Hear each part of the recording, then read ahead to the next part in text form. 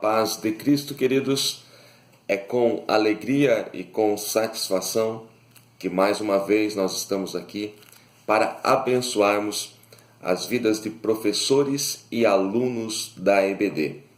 Se você está chegando agora nesse canal, seja muito bem-vindo, que Deus venha lhe abençoar e eu lhe convido a se inscrever neste canal, a dar o seu joinha e a ajudar-nos a divulgar a palavra de Deus. Eu sou grato a todos os irmãos pelo carinho, pelos e-mails, pelos comentários que têm deixado. Isto vem nos incentivar a cada dia mais. Nós já estamos chegando ao final do quarto trimestre e hoje nós falaremos a respeito da lição de número 12. Quero trazer algumas dicas simples, rápidas, mas que podem ajudar aí na elaboração da sua aula. Lição 12, sabedoria divina para a tomada de decisões. O textuário da nossa lição de hoje está em Provérbios 2, verso 6, que diz: porque o Senhor dá a sabedoria e da sua boca vem o conhecimento e o entendimento. A verdade prática, Deus nos concede sabedoria para vencermos as crises mais difíceis e inesperadas. O texto bíblico da lição de hoje está no primeiro livro dos Reis, o capítulo 4, os versos 29 ao 34. Para falar um pouquinho a respeito da sabedoria, eu gostaria de trazer um texto aos irmãos que está no livro de Provérbios, escrito pelo próprio Salomão, o capítulo de número 8, os versos 22, 23 a seguir. O que acontece ali? A sabedoria é apresentada ali como um tipo da própria pessoa de Cristo.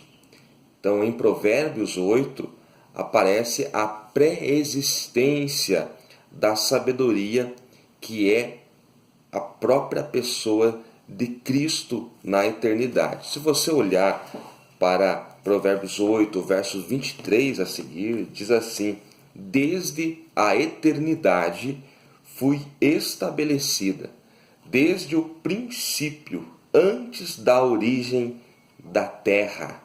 O verso 24, quando ainda não haviam abismos, fui dada a luz, e antes ainda de haver mananciais de água abundante. Versículo 25, antes que os montes fossem estabelecidos, antes dos outeiros, eu sou. Então, este texto aqui, ele fala da pré-existência da sabedoria na eternidade, antes da criação de todas as coisas. Então, nós podemos afirmar que a sabedoria é o próprio Cristo, é a própria pessoa bendita de Jesus Cristo. Com relação à sabedoria que nós estamos falando aqui, não é uma sabedoria filosófica, não é uma sabedoria que nós adquirimos na escola, na faculdade.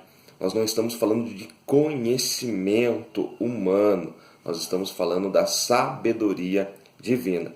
E a respeito desta sabedoria, o apóstolo Tiago, na sua epístola, no capítulo 1, verso 5, ele fala que se alguém tem falta de sabedoria, que peça a Deus e Deus vai lhe conceder. Então, o apóstolo Tiago, capítulo 1, verso 5, fala a respeito da sabedoria que vem do alto, que não é uma sabedoria humana, que não é uma sabedoria qualquer, é a sabedoria divina, e é disto que nós precisamos para sobrevivermos nesses tempos difíceis que nós estamos enfrentando.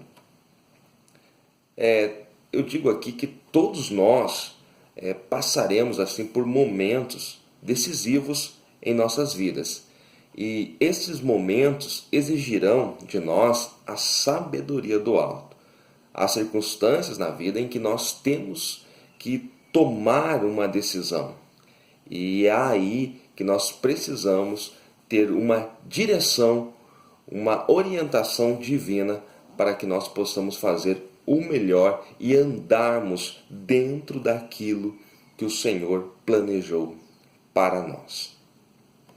Quando você olha para o início, o primeiro tópico da lição, você vai ver que a lição está falando a respeito de uma crise familiar no reino davídico.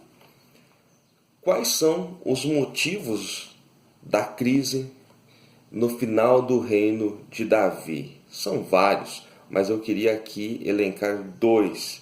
Primeiro, Davi não foi incisivo em indicar e formar seu sucessor.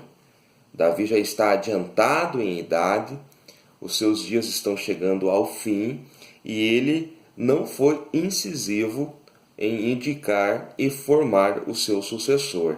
Ele até havia já dito para aqueles mais próximos, seus comandantes, que seria Salomão, mas ele não foi enfático em afirmar e em apresentar Salomão como o seu sucessor.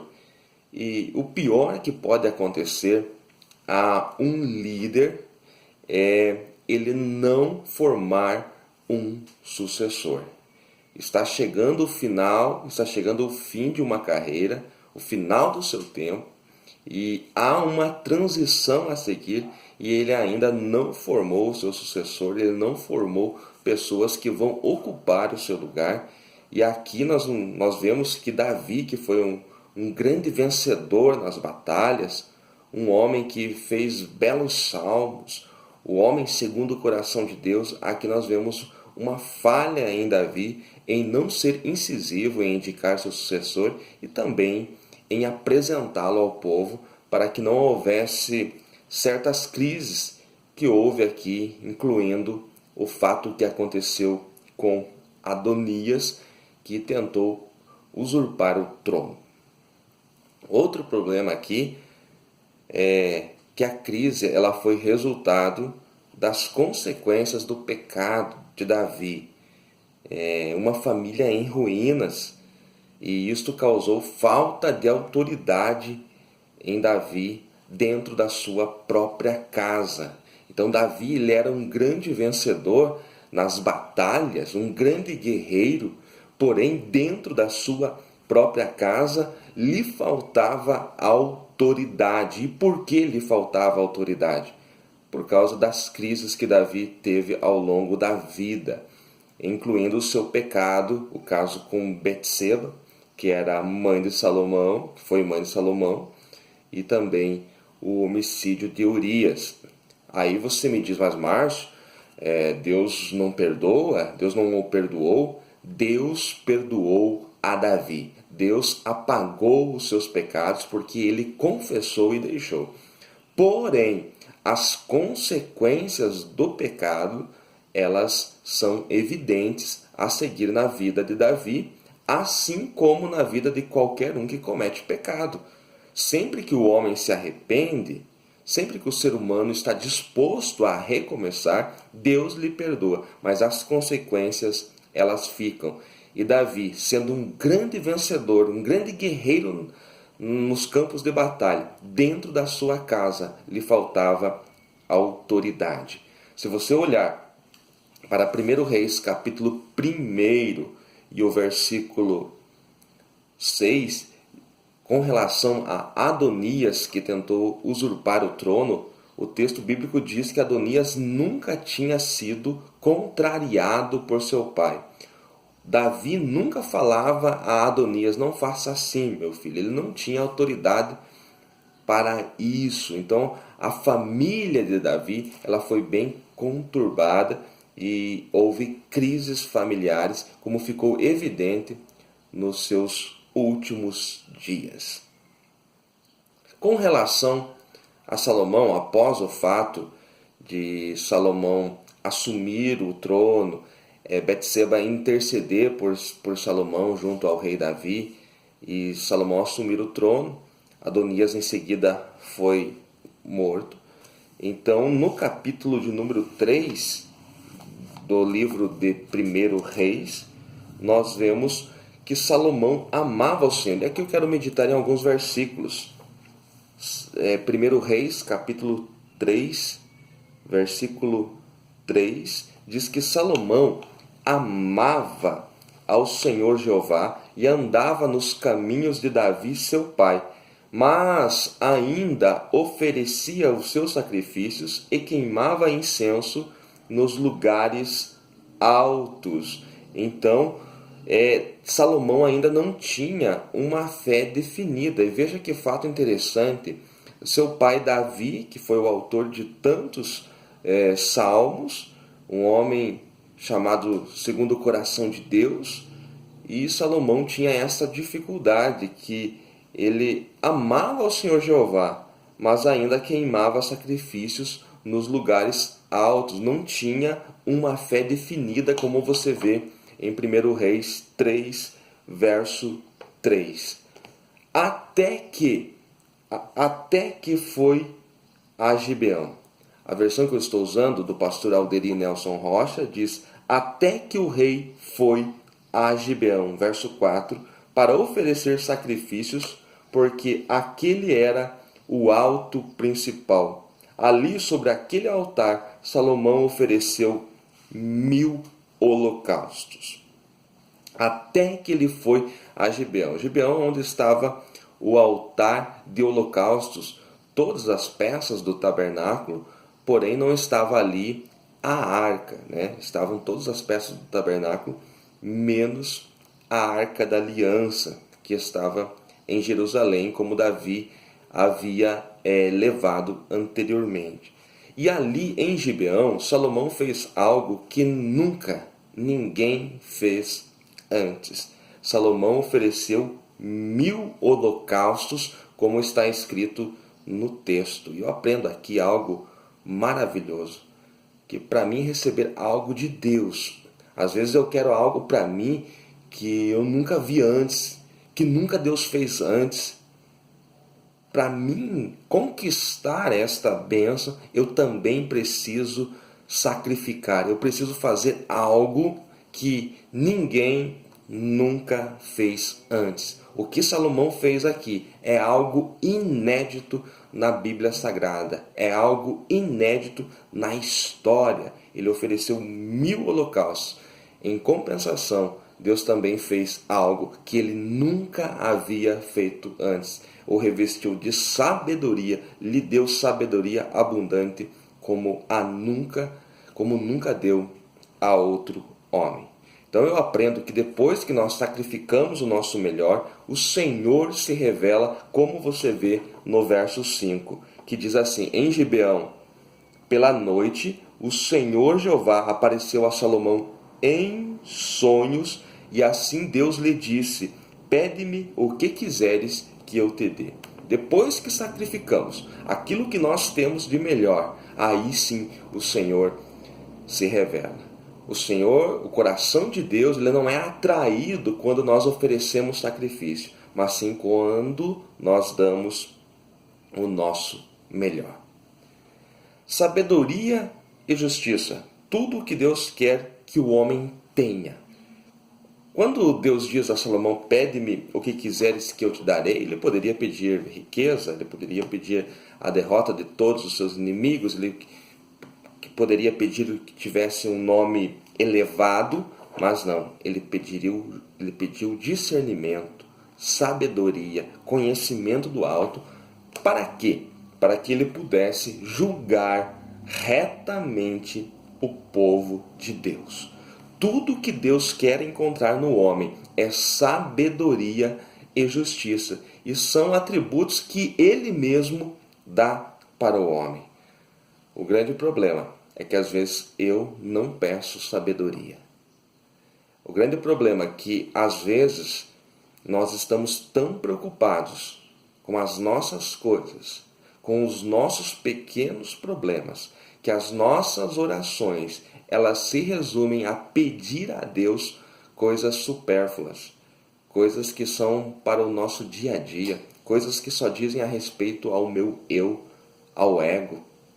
Mas quando nós abrimos mão de tudo, como Salomão fez aqui, e pediu a Deus sabedoria, Deus dá sabedoria, Deus dá discernimento, e as outras bênçãos também acompanham, como aconteceu a Salomão aqui, em que Deus deu a ele até aquilo que ele não pediu. Algo que atrai a sabedoria é a humildade.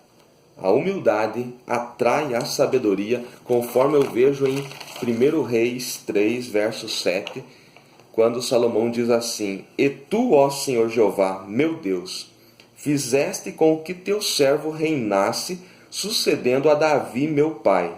Olha só, mas eu não sou mais que um menino pequeno, e não sei como sair nem como entrar.